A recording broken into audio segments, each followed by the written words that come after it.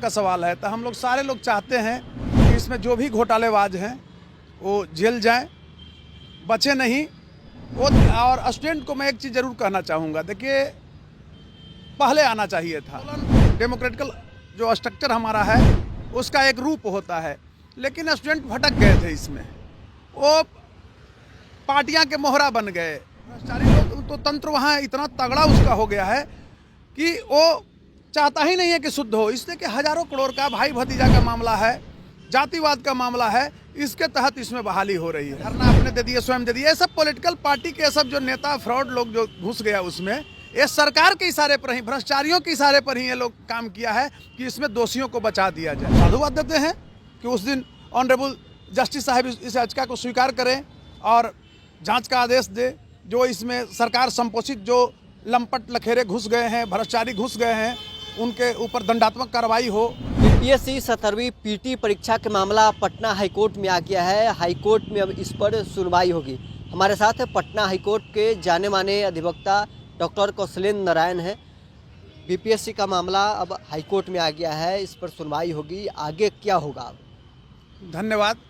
सर्वप्रथम तो मैं आपको बताना चाहता हूँ, हम लोग आशावादी होते हैं वकील समाज, और ये स्पष्ट रूप से मेरी सच्चाई सबसे पहली प्राथमिकता होती है कि नहीं इसमें हम पिटिशनर के कोई वकील हैं और नहीं।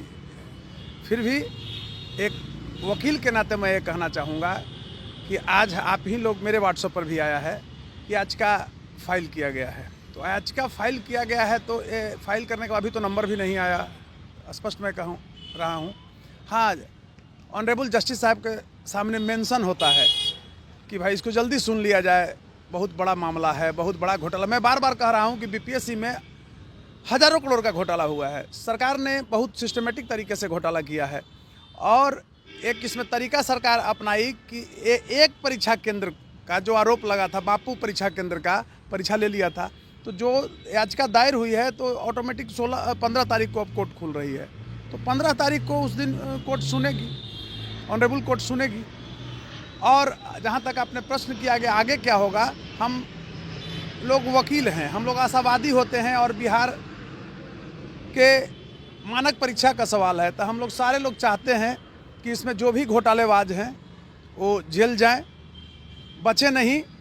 वो और स्टूडेंट को मैं एक चीज़ ज़रूर कहना चाहूँगा, देखिए पहले आना चाहिए था। स्टूडेंट लोग को, छात्र लोग को जिनके साथ धोखाधड़ी हुआ है, इतना बड़ा मानवता पर प्रहार किया गया था, तो उनको पहले आना चाहिए था ऑनरेबल हाई कोर्ट में। मैं शुरू से बोल रहा हूँ। नहीं, देर हो गई अभ्यर्थियों के आने में। हाँ, देर तो ज़रूर हुई है। देखिए, मैं टेक्निकल शब्द बोल रहा हूँ कि सरकार ने बहुत चालाक तरीके से एक परीक्षा केंद्र का आरोप लगा कि बापू परीक्षा केंद्र पर घोटाला हुआ, उसमें मर भी गए हैं। आप देख रहे हैं कि कितना बड़ा वो घोटाला का रूप जा रहा है, जिसमें राम बालक सिंह के परिवार कुछ कहती है, प्रशासन कुछ कह रही है, जो सेंटर सुप्रिटेंडेंट थे वहाँ, केंद्राधीक्षक जिसको कहते हैं। तो स्टूडेंट को न्याय के लिए ऑनरेबल कोर्ट का दरवाज़ा पहले ही खटखटाना चाहिए था। स्टूडेंट फोर्स दिए, ठीक है, आंदोलन भी होना चाहिए। आंदोलन डेमोक्रेटिकल जो स्ट्रक्चर हमारा है उसका एक रूप होता है, लेकिन स्टूडेंट भटक गए थे इसमें, वो पार्टियां के मोहरा बन गए, फ्रॉड लोगों के मोहरा बन गए, तो याचिका डालने में देर हुई है। और हम फिर भी ये प्रार्थना करते हैं कि हमारे जो मेधा का हनन हुआ है, बीपीएससी का घोटाला हुआ है, इसमें जो लोग भी दोषी है उसको सज़ा होनी चाहिए, और सरकार को थोड़ी भी अगर शर्म है तो स्पेशल एक्ट लाना चाहिए कि परीक्षा में बिहार का अपना एक्ट होना चाहिए। देखिए क्या है ना कि 67 बीपीएससी में लाइटेड हुआ घोटाला क्वेश्चन आउट का, हालांकि पहले से हो रहा था, और हम बार बार नाम लेना नहीं चाहते हैं। इसी बिहार का आईएएस, नीतीश जी के बहुत क्लोज आईएएस ने उस घोटाला का सूत्रपात किया, कोचिंग खोल करके 70-70 लाख रुपया लेकर के उस समय घोटाला हुआ। हमने ही हाई कोर्ट में, ऑनरेबल हाई कोर्ट में लाया था 67 का सबसे पहले, पूरे वो तो पूरा रिकॉर्ड होता है। उसमें क्या हुआ, मैं स्पष्ट रूप से आपको कहूँगा कि जब हाई कोर्ट में मामला आया, ये सब आया, तो थोड़ा प्रेशर बना सरकार पर, और उसमें रंजित रजक डीएसपी की गिरफ्तारी हुई, कई लड़के की गिरफ्तारी भी हुई थी, सबको सरकार ने छुड़वा दिया। चार्जशीट फ्रेम ही नहीं कर पाया, जो एक लिमिट अवधि होता है उसके तहत, तो उसको 60 दिन के अंदर ही बेल मिल गया। सर्वप्रथम मैं कहना चाहता हूँ कि आखिर क्यों बीपीएससी दागदार है। कहीं ना कहीं तो कोई न बैठा हुआ है ना भाई, भ्रष्टाचारी लोग तो तंत्र वहाँ इतना तगड़ा उसका हो गया है कि वो चाहता ही नहीं है कि शुद्ध हो, इसलिए कि हजारों करोड़ का भाई भतीजा का मामला है, जातिवाद का मामला है, इसके तहत इसमें बहाली हो रही है। इस बार क्या होगा, अभ्यर्थियों को उम्मीद रखना चाहिए? बिल्कुल उम्मीद रखना चाहिए। लीगल सेक्टर में अगर उम्मीद नहीं रखेंगे तो और कहाँ रखेंगे, यहीं से उनको न्याय मिलता। लेकिन देखिए टेक्निकल क्या है ना कि थोड़ा देर हो गया है छात्रों को, फिर भी हम लोग आशावादी होते हैं, अधिवक्ता समाज, और ये चाहते हैं कि जरूर ऑनरेबल पटना हाई कोर्ट से न्याय मिलेगा। और दूसरी तरफ एक चीज़ मान लीजिए कि उसका दूसरा पक्ष मैं बोल रहा हूं कि थोड़ा लेट हो गया है छात्रों से, क्योंकि सरकार देखिए एक बार अगर कैंसिल होता पूरा एग्जाम कैंसिल होता। सरकार तो इसमें सरकार के लोग शामिल ही हैं, तो सरकार ने बहुत ही चालाकी तरीके से एक परीक्षा केंद्र का बापू परीक्षा केंद्र का एग्जाम ले लिया। चाहिए क्या था कि स्टूडेंट ठीक है धरना अपने दे दिए, स्वयं दे दिए, ये सब पॉलिटिकल पार्टी के सब जो नेता फ्रॉड लोग जो घुस गया उसमें, ये सरकार के इशारे पर ही, भ्रष्टाचारियों के इशारे पर ही ये लोग काम किया है कि इसमें दोषियों को बचा दिया जाए। लेकिन इस पर छात्रों को सजग होने की जरूरत है। कानूनन पहलू क्या होंगे, अब आगे क्या प्रोसेस है, इसको थोड़ा सा विस्तार से देखिए अभी तो याचिका फाइल हुआ है, इस पर वकील हैं वो उस दिन कहे कि भाई इसको जल्दी सुन लिया जाए, आज ही सुन लिया जाए, कल ही सुन लिया। एक बात बता रहे हैं तो हुआ कि भाई अब तो छुट्टी 15 तारीख की, स्वाभाविक प्रक्रिया की मैं बात कर रहा हूँ, मैं न वहाँ था नहीं, लेकिन यही एक लीगल प्लेटफॉर्म होता है। तो 15 तारीख को याचिका लिस्ट पर आएगी, उस दिन ये चलेगा आगे कि नहीं चलेगा उस दिन डिसाइड होगा।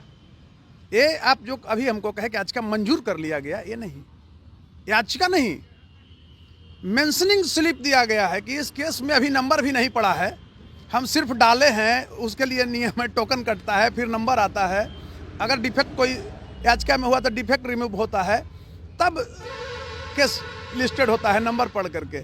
लेकिन ये अर्जेंट मैटर है, माने इस रूप में मैं कहूँगा कि सीरियस टाइप ऑफ अनरेस्ट मामला है बिहार के लिए, और जिसके लिए मैं भी हूँ, हैरत में हूँ, परेशान हूँ।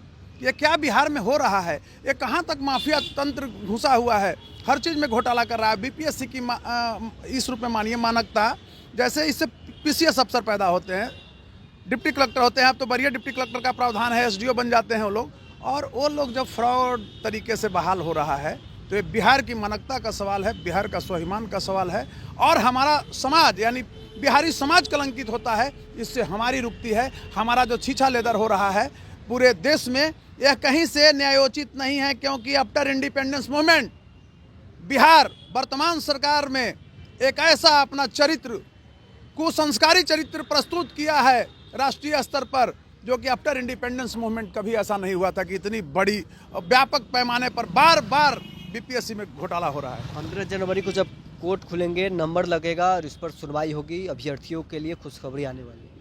हाँ, हम कह सकते हैं आने वाली है, क्यों नहीं कहेंगे। हम साधुवाद देते हैं कि उस दिन ऑनरेबल जस्टिस साहब इस याचिका को स्वीकार करें और जांच का आदेश दे।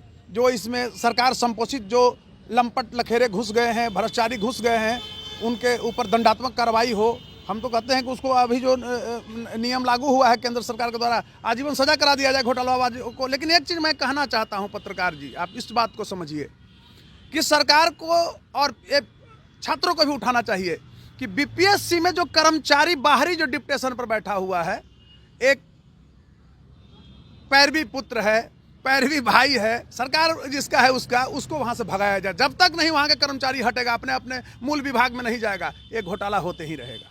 विद्या विहार आवासीय विद्यालय 29 वर्षों से आपके बच्चों को शिक्षा, खेल और सांस्कृतिक रूप से समृद्ध कर रहा है। बिहार के पूर्णिया में स्थित हमारा 40 एकड़ का हरा भरा परिसर और 27 एकड़ का खेल मैदान एक ऐसा वातावरण प्रदान करता है जहां विद्यार्थी न केवल पढ़ाई में बल्कि हर क्षेत्र में आगे बढ़ते हैं। सत्र 2025 से 26 के लिए कक्षा 4 से 8 एवं 11 में नामांकन के लिए संपर्क करें 8448448720। Website www.vvrs.org।